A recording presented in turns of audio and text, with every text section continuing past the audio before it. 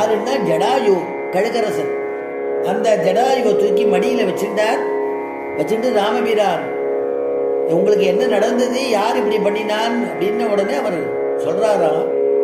ராமனை பார்த்து, ராமா நானும் எவ்வளவோ முயற்சித்தேன்பா, என்ன நடந்ததுன்னு சொல்ல ஆரம்பிக்கிறார். யாம் ஓஷதிமிவ ஆயுஷ்மன்னே அன்வேஷசி மகாவனே. யாம் ஓஷதிமிவ, எந்த சீதையே நீ இந்த வனத்துல மருந்து போல மூலிகை போல தேடுறையோ அந்த சீதையும் என்னுடைய உயிரையும் ராவணன் பறிச்சுட்டான் அப்படின்னு சொல்ல வர.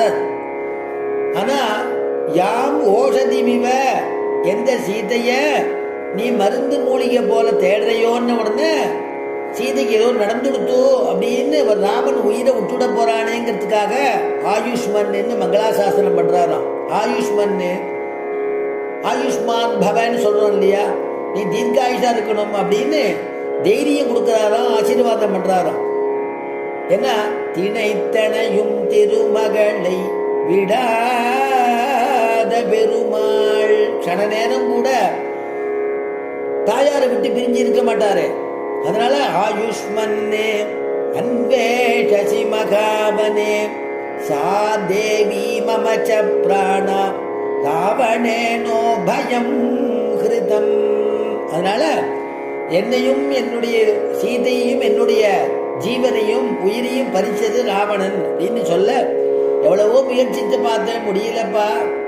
என்ன பாரத் என்ன ஒரு கத்தியினால, சந்திரகாசங்கிற கத்தியினால குத்திட்டா, பக்ஷங்கள் எல்லாம் வெட்டிட்டா. ஒரு இடத்துல சொல்லிட்டு போவோங்கிறதுக்காக நான் உயிரை பிடிச்சிட்டு இருந்தேன். லங்கேஸ்வரன் தான் இந்த காரியத்தை பண்ணியிருக்கான். ஆனா அவன் தூக்கிட்டு போன முகூர்த்தம், இந்த முகூர்த்தத்துல யார் எந்த வஸ்துவை தூக்கிட்டு போனாலும் உடைமைக்காரனுக்கு அது சேர்ந்துடும். அதனால கொஞ்ச நாள் தாமதமானாலும் கவலைப்படாத, சீத்தை ஒன்னு இடத்துல சேர்ந்துடுவள் அப்படின்னு சொல்லிட்டு பிராணனை விட்டுட்டாரு. அப்ப ராமபிரான் பகவத்துவமா இருந்து ஒரு காரியம் பண்றாரு. யாகதிர் யஜ்ஞசீலானாம்